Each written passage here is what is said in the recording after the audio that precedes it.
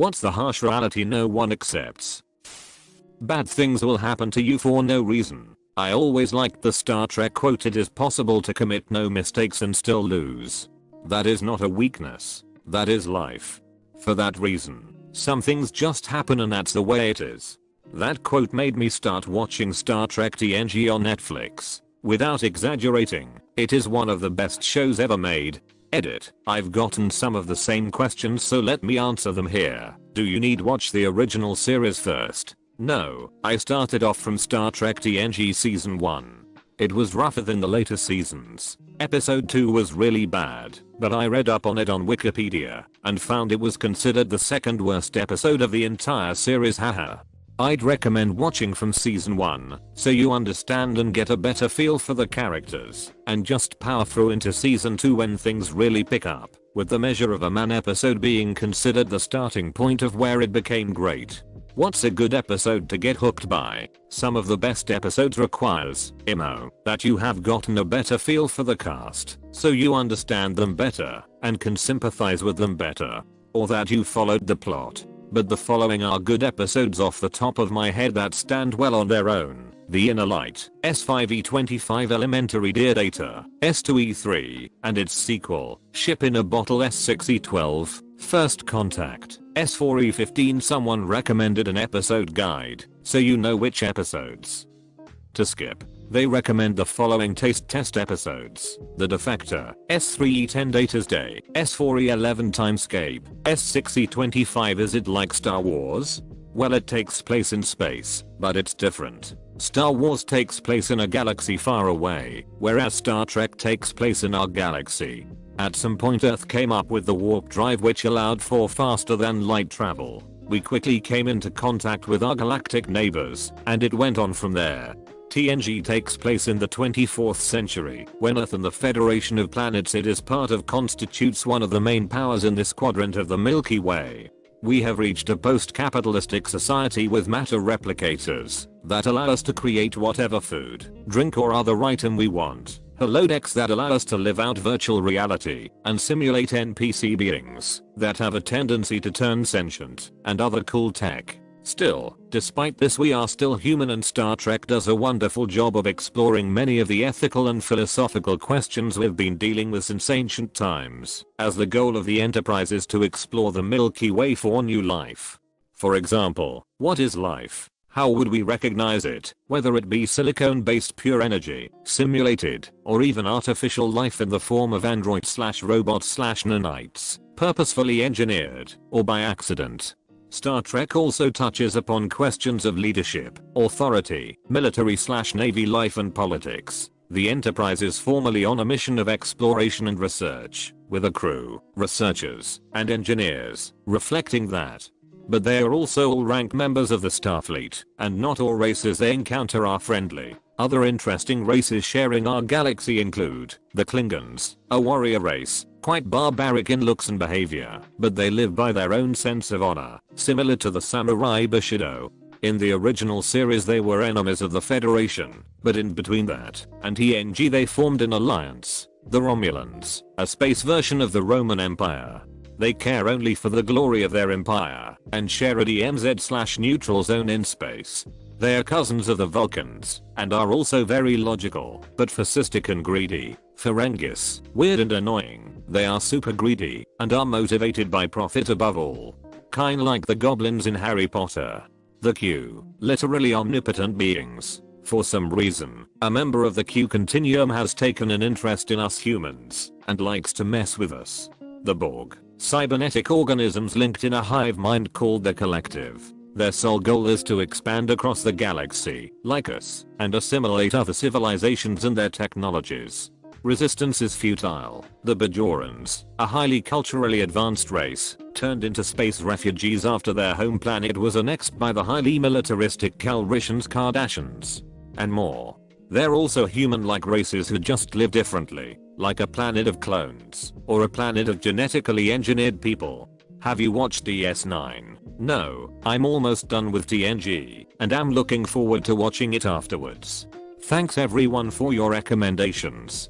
I used to think it was awful, that life was so unfair. Then I thought, wouldn't it be much worse if life were fair and all the terrible things that happen to us come because we actually deserve them. So now I take great comfort in the general hostility and unfairness of the universe. Marcus, Babylon 5. A classic show, but I still consider this thought from the character occasionally. I have always found it odd that people ask the question, why do bad things happen to good people? I mean, that question really only makes sense if you assume that the universe treats good people better. As if a tsunami will only hit the houses of bad people. A tsunami don't give a muck. Tornadoes don't care how good of a person you are. An earthquake doesn't care if Keanu Reeves is busy. It's gonna quake when it wants to quake. The only answer to that question I've ever actually given is, well, bad things happen to everyone. What's even more surprising to me is the reactions I got from those I was in the conversation with. They all acted like I was some emo 13yo, saying death is gonna happen eventually. Let's all die now, how about it? Or some crap. It's crazy to me that people think this to be a harsh reality, but for some reason, they do. A lot of people believe in concepts such as karma, or believe that there is a higher power looking over them, and that if they behave in a good way they will get compensated accordingly. That's probably what causes them to complain when this isn't the case. Some parents just don't love their children. I was reading an article about 10 things the sexual offenders don't tell you. And one of them was that many parents admit they don't love their children. This one scares me. As to why it scares me, when my son was born he was more a stranger in my house, and it was not a love at first sight. I was happy to some extent, but never felt like you see in movies. I talked with the sexual offender and be reading about it here and there. Not uncommon for dads to have to work on bonding with newborns. Son is now 10 months and much improved on bonding.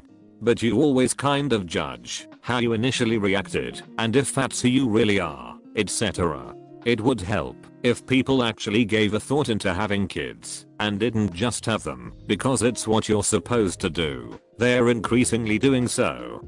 That's why birth rates are dropping like stones around the world. I have learned to have some shades of grey here. Some parents love their children and are good parents. Some parents love their children and are learning to be good parents. Some parents love their children and try to learn to be good parents and fail. Some parents love their children and have no interest in parenting. Some parents do not love their children and subconsciously are bad parents. Some parents do not love their children and do not parent. Some people will treat anyone as objects, including their children. Gold this: some parents do not love their children and are good parents. This is very true as well. There are some people who realize they've made a mistake and don't love their children, but do a good job out of a sense of duty and general competence anyways. On a less dark but related note, your parents definitely have a favorite child.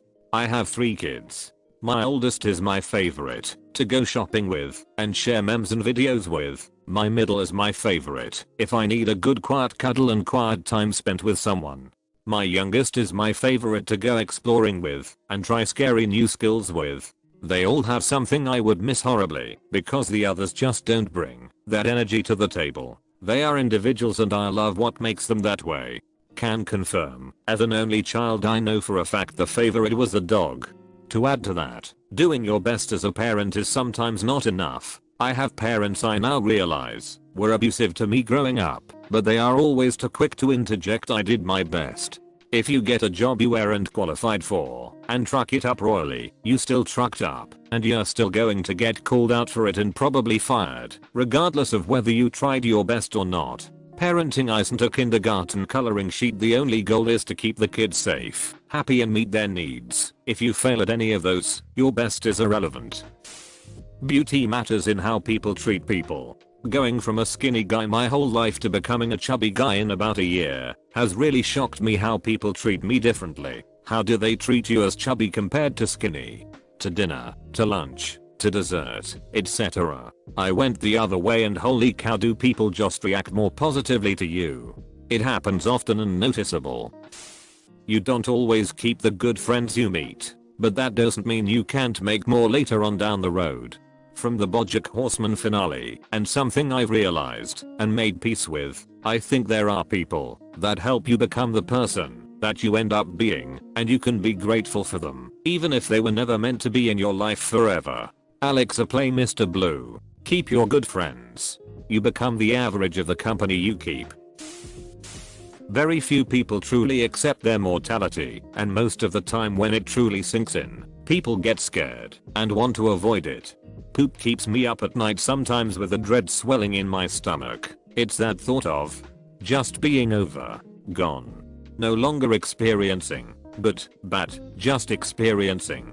My heart starts to race, I get cold sweats, my stomach drops, my chest feels like it is sinking into itself, and feels like panic setting in. I have to force myself to go do something just to make it stop. I just had a conversation with a friend about how people aren't taking our current situation seriously and putting themselves and others at risk. I said that it is because people are in denial about their own mortality and act as though they are exempt. I have always viewed the fear of death and lack of reflection/acceptance as a strong source for a lot of societal issues and a tool for manipulation. Not just their mortality, but the inevitability of aging. They think they are going to be young forever, and the idea that someday they'll be the ones with a derogatory nickname on Reddit in a very short time is beyond their comprehension. They are arrogant for something they have no choice in, no control over, and will lose far more quickly than they can imagine. Mistakes do define you. The little ones don't, but if you make a big mistake, it will alter your life to an extent. Saying that they don't matter is a lie that will prevent you from diagnosing life problems later down the line. This is something I wrestle with a lot in terms of my recovery from alcoholism. I quit young, at 24, and have been sober 7 years without relapse. Despite that accomplishment, I have alcoholic neuropathy, nerve damage, that will never go away, no matter how long I'm sober. This is a wonderful accomplishment though. Quitting is so hard, even if you have every reason to. You chose life. Thanks. Best decision I've ever made. It gets a lot easier the more time you have. And luckily, my nerve damage is relatively minor, but it's not uncommon for me to get painful pins and needle sensations and numbness in certain fingers and throughout my left foot. People assume only hardcore alcoholics who drank for decades have these types of problems, but I was physically dependent for only 3 years and it happened. Alcohol is really mucking hard on the body. I'm so grateful it doesn't run my life anymore.